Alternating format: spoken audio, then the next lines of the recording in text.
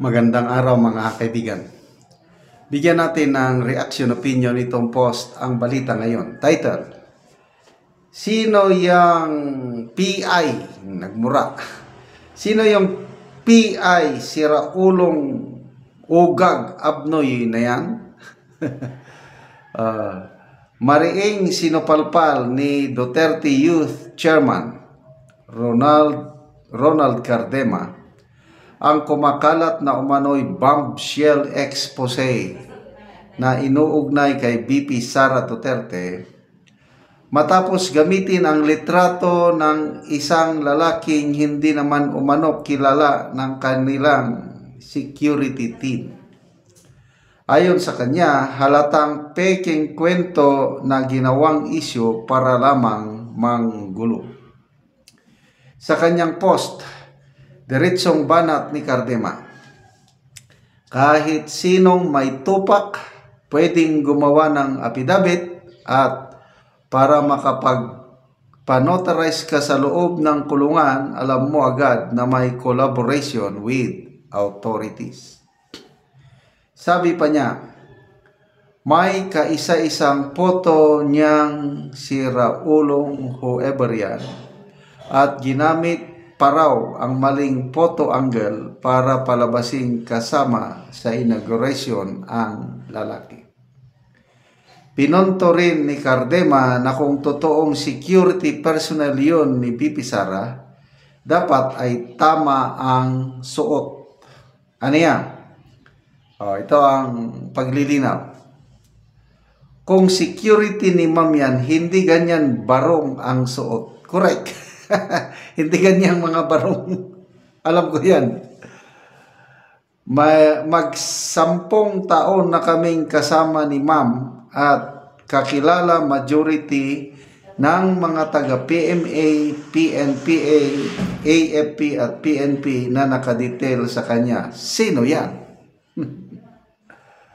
Binara rin ni Cardema ang umano'y ipinapakalat na educational background ng lalaki. Inulit-ulit pa yung nag-San Sebastian Law daw siya noong 1991 to 1994. Ano ngayon? Elementary lang si ma'am noon eh. Classmate daw sila ni VP Sara. At sa dulo ang banat. Minura. Sana man lang ang usap-usapan sa Davao City at sa mga kakilala ay bumaliktad o usapan today talagang daming mura. Sino yung siraulong gagong abnoy na yon? Para kay Cardema, malinaw na ang tinatawag na expose ay fabricated, misleading, at halatang gawa ng taong may masamang intensyon, manira at manggulo. Ayun. So, yan o.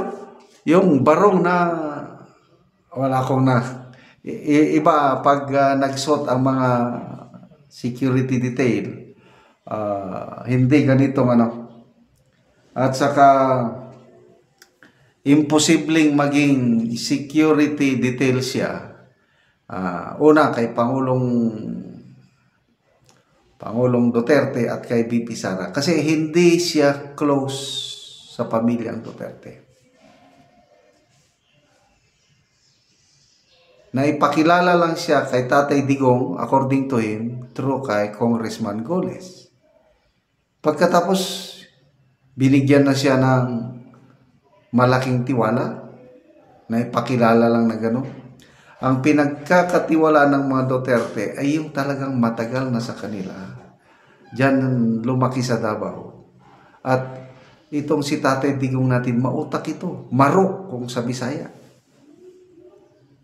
Hindi niya pwedeng ilagay yung seguridad niya sa isang tao, hindi niya kakilala. At ang dami talagang kasinungalingan itong affidavit na ito. Kung sino man ang director, napaka otso-otso. Mas maganda pa yung director ni Bicoy. Si Advin Cola noong 2019 nata. Medyo mas plansado ng kaunti. Although, I don't know, hindi ba siya binayaran o na konsensya. Binawi ni Advin Cola or si Bicoy ang kanyang testimony na pinilit lang siya o pinabrikit nila ni Senator Trillanes. At itong Madriaga na ito na nakakulong, according to the sources of Doc Lorraine Batoy, palagi daw binibisita ni ex-Senator Trillanes at saka ni ex-Senator Leila de Lima. Yun, mga sources sa BGMP. But these are political noise leading to 2028 na lahat na lang gagawin nila para ma-destroy nila ang credibility ni BP Sara. Kaya tayong mga DDS, kapit bisig lang tayo. Tumulong tayo sa pag-counter. Kasi may mga maniniwala rin eh. Hindi mo maiwasan yung mga tao na hindi masyadong nag-iisip. Isang dating ng balita, ay ganyan ba? Maniwala ka agad. Kaya dapat, ito, continuous ang posting, continuous ang ito ginagawa kong vlog, pagpapaliwanag, na imposible yung mga sinasabi niya, ang daming kasinungalingan, ang dami nang nagsasalita, kahit si Colonel Lachica, yung Vice President Security Group Commander, sabi, hindi ko kilala yan. Kasi sinasabi ni Ramil Madriaga na nagsama sila ni Colonel Lachica, binanggit niya sa kanyang testimony. Wala akong kilalang Ramil Madriaga na yan. Yung dalawang PSG commander ni Tatay Digong, sabi niya, wala yan. Maraming gumagawa ng ganyan. So, to me, magbubumirang ito sa UNIP, kakamping, kung sino ang gumawa. Hindi sila nag-iisip eh. Iniinsulto nila ang katalinuhan ng taong bayan. Yung mga ganyang kwento na ang daming butas, hindi man lang nila pinag-isipan para maging mas malapit sa katotohanan. Salamat mga kaibigan sa inyong pagsubaybay sa ating channel. Nakakatulong kayo ng malaki sa tribong Talandig ng Bukidnon dahil ang sweldo natin sa channel na ito pantulong sa tribo. Namimigay tayo ng mga libreng yero at pako para makapagpatayo sila ng mas maayos na tirahan. Panoorin niyo ang video nito. Karon mag-atok na gyud si Kuya. Kuhaon na niya ang yero nga buslot ni nanay daw.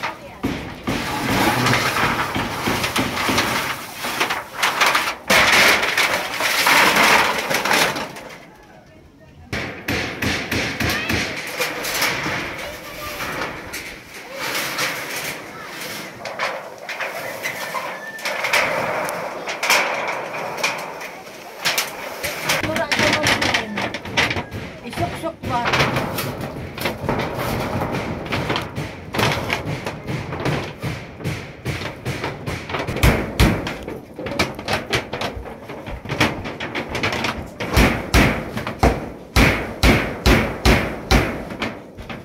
Karon naman na gyud ang pag-atok ni Kuya balay. So maayo na gyud nga tan-awon. Kadili naman ingon pareha ganina nga buslot. Karon naman na gyud sa pag-atok. So maayo na nga tan-awon dili na pareha ganina nga mabuslot. Salamat sa Ginoo nga ining kuan hinabang o kuan padi na sa nagkuan ani. Daghang salamat. Inaot unta mo parahan yung hinabang kay daghang pang nagkinahanglan pareha sa amo. Oo. Pobre. Pila kuya imong anak? Isa. Isa pa. So unsa imong trabaho karon niya? Silipro. So may pro. O, So kada adlaw kada ka trabaho. o taga-adlaw. Domingo ang may trabaho po. pahulay. So makasuporta na sa imong mga anak kuya. Masuporta ro yun.